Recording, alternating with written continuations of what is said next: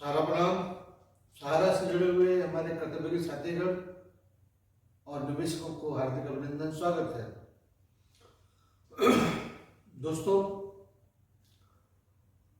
जिसके ऊपर गुजरती है उसके दर्द को केवल वही जान सकता है।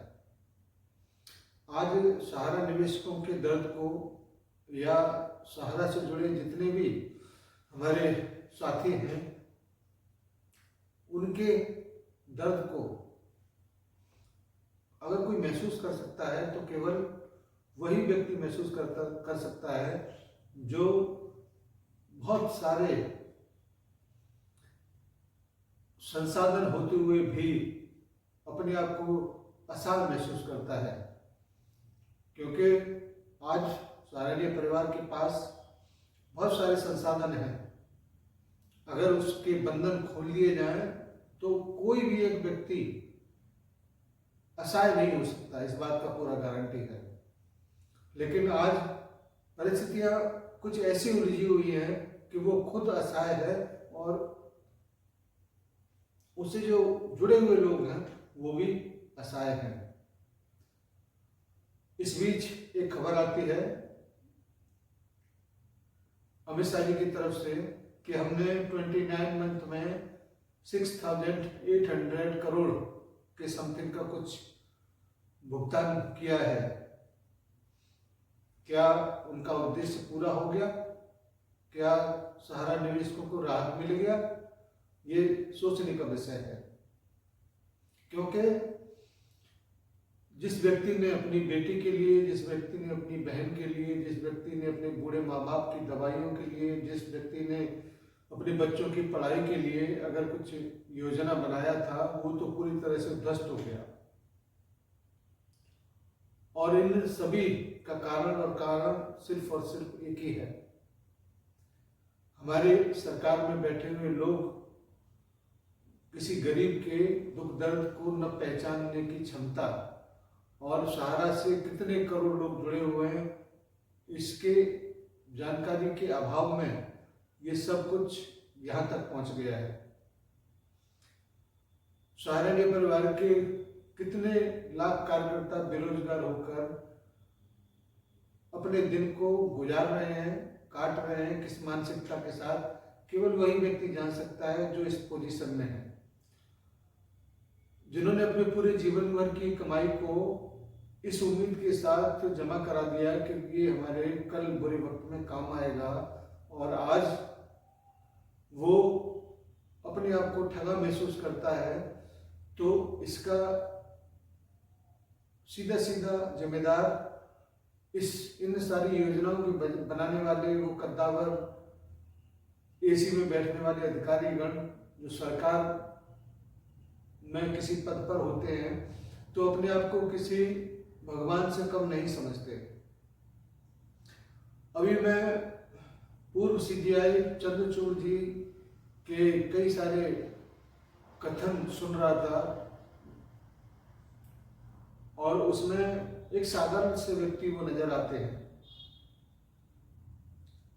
लेकिन जब वो वही साधारण सा व्यक्ति जब सीबीआई के पद पर होता है तो किस कदर, किस अहम में वहां पर दिखाई पड़ता है, ये आज किसी से छिपा हुआ नहीं है। सीट से उतरते ही, पद से उतरते ही एक साधारण व्यक्ति अपनी बेटियों के बारे में जब व्यथा कथा सुनाता है तो सहज स्वीकार नहीं किया जा सकता। लेकिन वहीं पर पद पर बैठा हुआ व्यक्ति जब दूसरे की बहन बेटियों के बारे में, उनके लिए एकत्रित किए गए धन को कहीं फंसा हुआ महसूस करते हैं, तो कोई भी एक भावना वहां पर जागृत नहीं होती कि दूसरे की बहन बेटियां भी आज किस कंडीशन में हैं धन के अभाव में। अगर इनको किसी भी अपनी पावर का इस्तेमाल करते हुए अगर इनको राहत दिया जा सके तो दें, लेकिन ऐसा नहीं होता है पद पर बने रहते हुए। मैं न्यायपालिका के कार्य पद्धति के ऊपर कोई प्रश्नवाचक चिन्ह नहीं लगा रहा हूँ, लेकिन अपने साथियों का, अपने निवेशकों के दर्द को बांटना भी एक लोकतांत्रिक व्यवस्था है और उसी व्यवस्थाओं का हम लोग इस वक्त इस्तेमाल कर रहे हैं कि ज़्यादा से ज़्यादा लोगों के बीच इस बात को रखा जाए कि हमारे निवेशक, हमारे कार्यकर्ता आज किस हाल में हैं और उनके दर्द को जब हम किसी बड़े मंच पर अगर उठाते हैं तो क्या पता कोई जिम्मेदार व्यक्ति इसको सुने, देखे कि किस हालत में हमारे देश के करोड़ों लोग हैं जो सहारा से जुड़े हुए हैं। और सहारा से जुड़ने का अर्थ ये नहीं कि वो किसी दूसरे देश के हो गए या दूसरी व्यवस्था के हो गए, ये इसी भारत के हैं और इस भारत के होने के नाते हर एक उस जिम्मेदार पद पर बैठे हुए व्यक्ति की जिम्मेदारी बनती है कि इनको उस अंधकार से निकाला जाए, उस कुएं से निकाला जाए जहाँ पर अंधकार के अलावा कुछ है नहीं। और ऐसी उम्मीद हम वर्तमान के सीजीआई आदरणीय सूर्यकांत जी से जरूर करते हैं कि वो भी एक गरीब परिवार से हैं, वो भी एक मध्यम वर्गीय परिवार से हैं और एक छोटे से हिसार के किसी गांव से आए हुए हैं। उनकी चर्चाएं भी आजकल बहुत चल रहा है, कई सारे इंटरव्यू आपने देखे होंगे टीवी पर और उसके माध्यम से उन्होंने जिस बात को इंडिकेट किया है कि गरीब को न्याय मिले, तो सहारा में जो तबका है वो 80-90% गरीब का ही है, जो हर रोज 2 रुपये, 5 रुपये, 10 रुपये बचाकर अपने परिवार को व्यवस्थित करने का एक काम कर रहे थे, उसको एक तरीके से रोका गया और उन्होंने जो कुछ भी जमा कराया उसको बिल्कुल एकदम ब्लॉक कर दिया गया।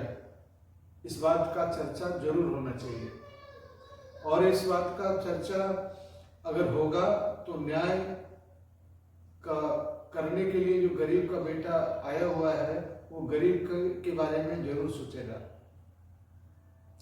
इसका एक छोटा सा क्लिप आपके बीच में मैं रखना चाहूंगा जिसमें सूर्यकांत जी ने किस प्रकार से गरीब की हिमायत करते हुए अपनी बातों को रखा है, देखिए। इसी के साथ जुड़ा हुआ एक सुप्रीम कोर्ट का भी सवाल है। लोग कहते हैं सुप्रीम कोर्ट जो है सिर्फ बड़े लोगों का है, अंग्रेजी बोलिए आपको जल्दी रिलीफ मिलता है और जो गरीब आदमी है उसकी कोई सुनता नहीं है। आप क्या कहेंगे इस बारे में? नहीं, मैंने तो जो कहना था वो कोर्ट में कहा है जी। मैं उसको दोबारा आपके सामने दोहरा देता हूँ। मैंने कोर्ट में एक बार नहीं 2-3 बार बड़े लोगों के और बड़े वकील साहिबान के मुकदमों में मैंने बात कही है कि सुप्रीम कोर्ट का जो एक true face as Supreme Court of India वो तब बनता है जब आम आदमी को और साधारण वकील को और गरीब से गरीब आदमी की अगर उसकी कोई न्याय के लिए गुहार है उसकी सुनवाई सबसे पहले जी। लेकिन अभी ये टेम्पल ऑफ जस्टिस का सही रूप इसका बनता है और माना जाएगा। एक तो मैं आपको विश्वास दिलाता हूँ कि हम ऐसा प्रयास करेंगे कि सुप्रीम कोर्ट के बारे में इस किस्म का कोई भी दुष्प्रचार नहीं होना चाहिए और सुप्रीम कोर्ट की जो सही भूमिका और जो एक साफ सुथरी छवि है वो आम जनता तक पहुंचनी चाहिए। और जो जिसको बोलते हैं गांव की गली में सबसे आखिरी छोर पर जो बैठा इंसान है उसको वहां बैठे कैसे सुलभ, सस्ता और जल्दी न्याय मिले, इस बात की भूमिका सुप्रीम कोर्ट ही देश के लिए निभाए। ऐसा हम आपने देखा सूर्यकांत जी की भावनाओं को और उम्मीद करते हैं कि सहारा निवेशकों के प्रति भी वो इन्हीं भावनाओं को जरूर निभाएंगे और गरीब के हित में जल्दी से जल्दी सुनवाई, जल्दी से जल्दी न्याय करने की बात जरूर करेंगे। कॉर्पोरेट घराने का केस समझकर आज तक सभी जस्टिस सहारा वाले मामले को लेते आए हैं, लेकिन इसके पीछे कितने गरीब और कितने लाचार लोग हैं इसके पर्दे के पीछे देखने की कोशिश शायद कोई किया नहीं।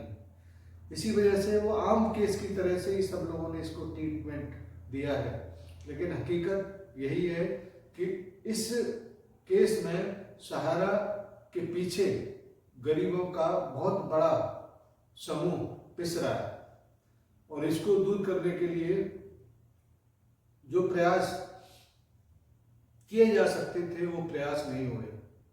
इसीलिए जरूरत है जल्दी से जल्दी और अच्छे प्रयास करने की, जिससे लाखों लोगों को, करोड़ों लोगों को राहत मिल सके। उम्मीद है नए सीजीआई आदरणीय सूर्यकांत जी अपने 14 महीने के कार्यकाल में ऐसी जरूर उदाहरण पेश करेंगे जो इतिहास लिखी जाए, इतिहास बनेगा। धन्यवाद आज की छोटी सी वीडियो के लिए और उम्मीद करते हैं कि हमें जल्दी ही नई रोशनी, नई मंजिल जरूर मिलेगी। धन्यवाद सभी को। सादर सहारा बना।